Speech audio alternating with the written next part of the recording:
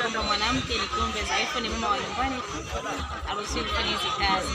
Na wengi wakikuta mwanamke katika hii sehemu wanamuogopa sana, wanaona kwamba alikosa kazi ya kufanya au yamkini kwamba hajaenda shule. Lakini kwa sasa hivi hapana, wanawake wanaenda shule.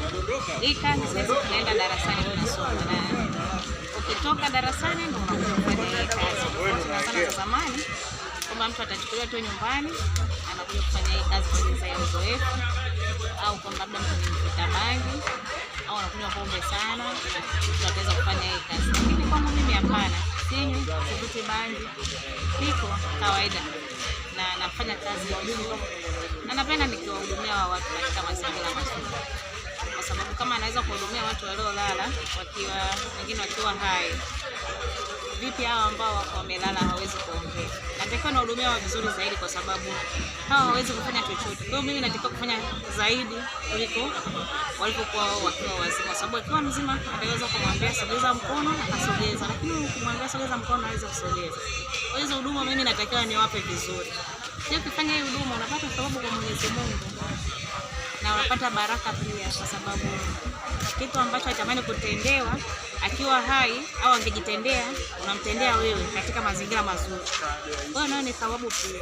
Lakini kwa jamii wasiwachukulie negative wanawake wanaofanya kazi katika kitengo cha moto, kuona kwamba ni wanawake ambao ni wakatili na wakabandi, ni wanawake ambao wamekosa kazi ya kufanya. Hapana, hizi ni kazi, tunaenda darasani kama mtu anaweza kusomea mambo mengine ya afya, sababu kiko kitengo ni kitengo cha afya. Anaweza kufanya kama ni muuguzi au ni daktari, au kafanya katika sehemu nyingine yoyote. Hayo hii pia iko ndani ya hiyo idara, kwa sababu hii ni idara iko ndani ya idara ya maabara, idara ya uchunguzi. Kwa hiyo jamii sichukulie negative, ichukulie positive, na iwape support wanawake wanapokuja kufanya hii kazi, sio maana changamoto kubwa inaonekana kwamba ukishaonekana unafanya kazi katika chumba cha kuhifadhia maiti, unaonekana ni mwanamke katili sana, jamii inakuogopa.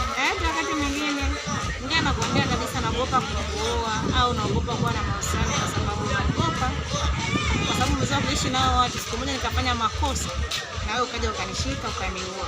Kitu ambacho hizo ni zana potofu kabisa. Ambao wenye roho ya upendo sana ni watu wanaofanya kazi katika chumba cha kuhifadhia maiti. Watu wanafanya kazi mochwari wana roho ya upendo, na ni watu ambao wacha Mungu sana, na ni watu ambao wameenda shule, kwa sababu sasa hivi hatutumii ile zana za zamani tena kuchoma sindano.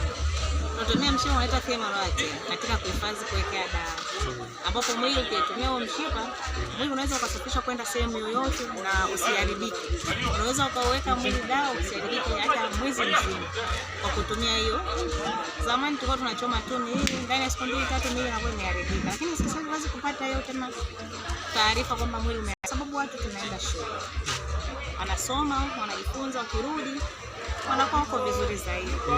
Serikali katika kitengo cha mochwari, watumishi wengi wa mochwari wamesaulika sana katika swala la ajira za kudumu. Wengi wanafanya katika hivi huduma, wanafanya kama kujitolea.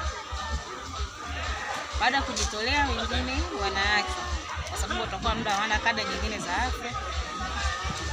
Ana cheti tu ambacho kinamuonyesha kwamba alisoma mochwari, ana cheti kingine cha afya, akawa ni medical attendant au akawa ni afisa muuguzi, lakini asipokuwa na hivyo vyeti hawezi kuajiriwa moja kwa moja serikali. Kwa hiyo tulikuwa tunaomba serikali walau itoe nafasi kwa wao wanaoendelea kusoma, kwamba wawape na ajira ya kudumu, kwa sababu wakati mwingine wakutana na riski nyingi katika kufanya hizi kazi, kwa sababu ikitokea bahati mbaya akamhudumia marehemu, aidha zile dawa au kemikali ikamdondokea, anaweza akapata ulemavu wa kudumu.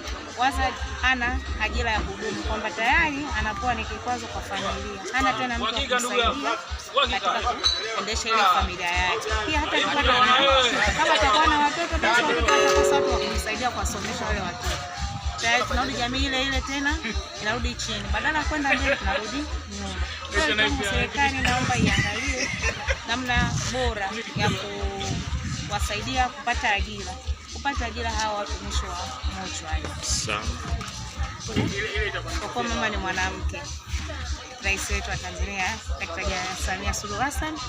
Ninakuomba mama, tuangalie sisi wanawake wenzako ambao tunaendelea kufanya kazi katika haya maeneo, hususan maeneo ya mochwari na maeneo mengine.